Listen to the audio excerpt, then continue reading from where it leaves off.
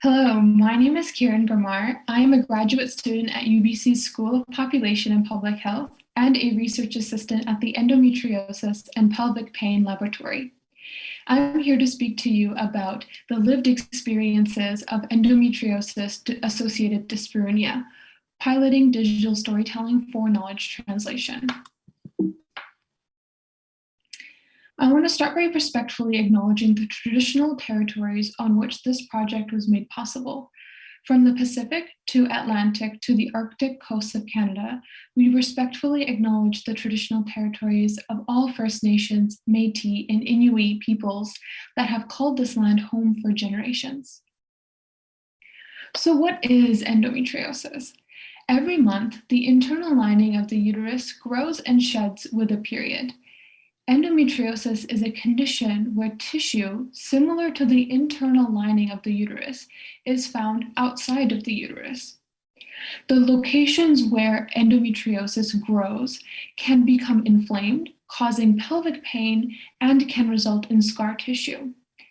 Endometriosis is quite common and affects 1 in 10 women and an unmeasured number of gender-diverse individuals. I have listed here some common symptoms of endometriosis, but I want to acknowledge that this list is not a complete list.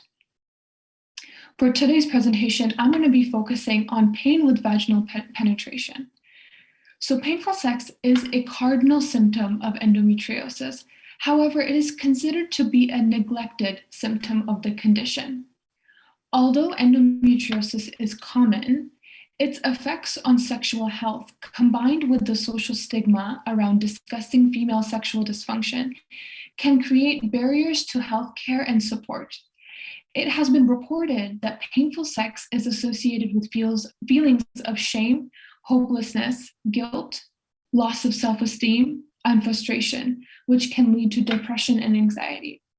Not only are close romantic relationships affected, but some people describe social isolation as a result. So before this project, our research team came together to develop an educational website called Sex, Pain, and Endometriosis to destigmatize the symptom of painful sex by providing evidence-based information about its etiology. So during the website development process, patient stakeholders had expressed a need for engaging media components to the website to reduce feelings of isolation, to address stigma, and to assist people in finding validation for their lived experiences. Storytelling gives us an opportunity to learn from another person's experience, and it can shape, strengthen, or challenge our opinions and values. Everybody has a story to tell, but not everyone has someone to listen. Digital storytelling is an arts-based participatory methodology wherein individual narratives are created to foster insight into lived experiences. Limited research has explored the use of digital storytelling as a tool for knowledge translation. So this study, the objective was to pilot an online digital storytelling workshop focused on endometriosis-associated painful sex to understand patients' experiences of participating in a group workshop to develop personal stories. We aim to assess the feasibility of the story co-creation and sharing, and more specifically, to explore what is the emotional impact of participating in such a workshop. What is the acceptability of a digital storytelling workshop for endometriosis and painful sex? And are the storytellers willing to share their stories with a broader public audience as a method for knowledge translation? Participants for the study were recruited based on participation in our previous research studies. Patient partners were also recruited from our internal patient advisory board and from the BC Women's Hospital Patient Advisory Board. The storytellers created 3 to 5 minute digital stories during an online workshop consisting of 5 sessions plus individual consultations that were spread over 6 weeks using a methodology developed and facilitated by the Center for Digital Storytelling in Berkeley, California. Our research team collected data on the story building process through observations in the workshop.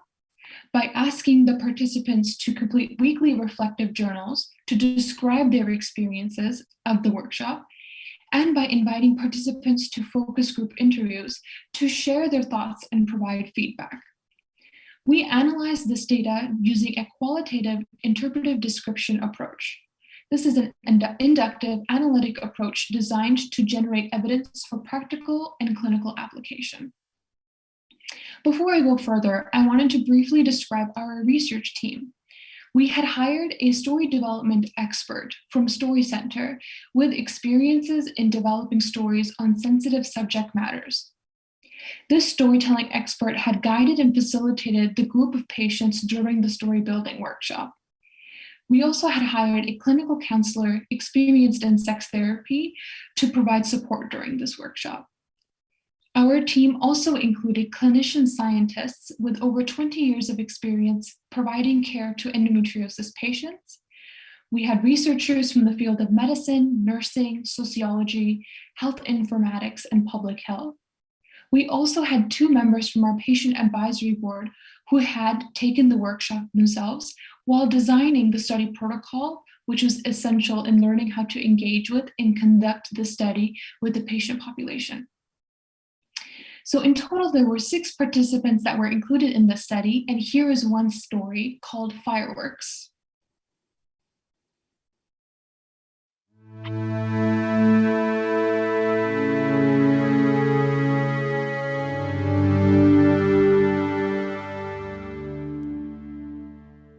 Growing up, I loved reading romance novels and dreamt about being swept off my feet. I wasn't exactly sure how that would happen, but I knew that sex was a part of the story.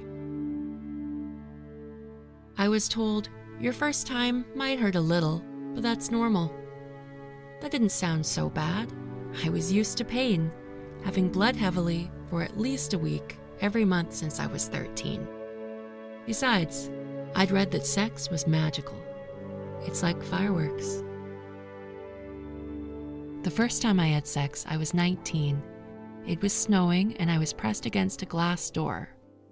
This wasn't at all what I'd imagined. Then there was the pain. Sharp, jagged explosions. Red and gold when I closed my eyes, kind of like fireworks. I wondered, am I doing something wrong? But was too embarrassed to ask. So instead, I watched the snow falling on the bare trees, the flickering of neighbors' TV screens. The next day in school, I couldn't sit down. Dating was a challenge. At what point do you tell your date that sex hurts? Most of the time, I didn't. So I was called a tease, told, you're so cold, you're an ice princess. An inner voice whispered, you're worthless. Eventually, I stopped reading romance novels.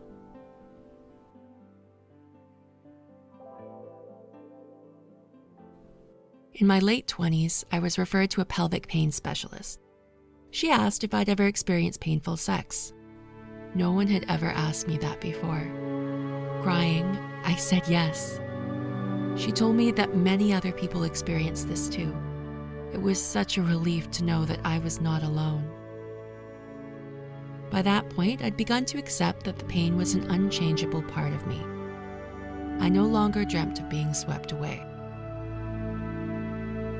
I had loving friends and family. Wasn't that enough? Then I met someone. We spent the whole night talking. While the sun was rising, I looked out over the ocean and realized, darn, I'm just beginning to enjoy being single. And now we're going to start dating. I must have spoken out loud because half asleep he responded, no, sweetheart, you don't have to date me. That was 8 years ago, and we just celebrated our first wedding anniversary. Since then, I've been diagnosed with endometriosis. Sometimes sex is pain-free. And even though life isn't anything like a romance novel, sometimes I see fireworks.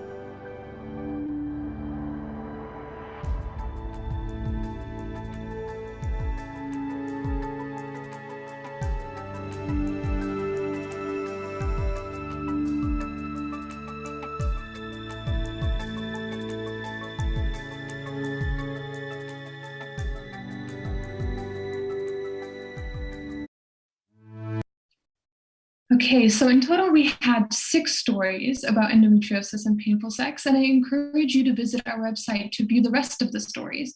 You can use the web link that I've provided here, or also pull it up on your phone through this QR code. The website also includes resources, evidence-based explanations about painful sex, and interactive biological diagrams. Now, here are some of the most important findings. Before the participants started the workshop, we had described that they were not required to prepare anything before entering the first session. However, at the first session, we found that almost all storytellers arrived with a fully formed idea and had drafted a script of their stories on the first day. This showed that the participants had been waiting for an opportunity to speak about their experiences. The storytellers described feeling lonely before entering the workshop. Their experiences with endometriosis often isolated them from friends and family who did not share the same experiences, and many storytellers were looking for validation and connection. Sharing personal stories with others that have experiences of endometriosis and painful sex, and the intimate nature of the story circles in the workshop resulted in immediate connection. All of the storytellers described coping with hidden symptoms of endometriosis for years and suffering alone. One participant remarked on the dehumanization that people who experience chronic health conditions might feel. They described feeling disconnected from the traditional medical narratives and appreciated being encouraged to speak honestly about a sensitive subject matter in a way that was personally meaningful.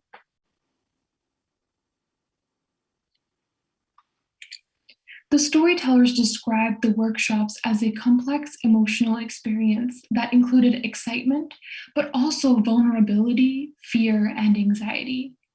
The storytellers expressed being anxious because they were asked to talk about personal and private details about sex.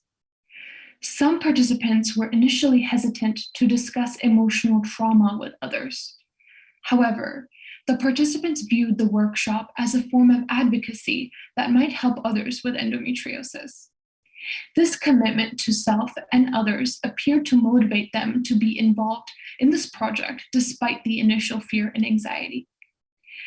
The storytellers also described how the workshop facilitated their emotional healing and desire to share their stories as a form of letting go. They felt strongly that viewing the stories could help others who have endometriosis feel less alone, validate their experiences, and build a community. Despite the complexities of the story building process, all 6 storytellers had decided to share their story with the public. Based on our analysis, this pilot study suggests that an online digital storytelling workshop related to endometriosis is feasible and acceptable to storytellers. There is potential for digital storytelling to be used as a knowledge translation tool, and our approach holds promise for raising awareness, validating health-related experiences, and addressing stigma. Interestingly, the findings from the study also suggest that the method of digital storytelling lends itself well to a therapeutic application, which highlights a pressing need for people with endometriosis. Based on our results, the group work is the most important and effective component in promoting healing and change. Future research that explores the therapeutic value of digital storytelling is now needed. I wanted to give a special thank you to the BC Support Unit for this opportunity to present this research. And I also want to thank the audience for listening to this presentation. Thank you.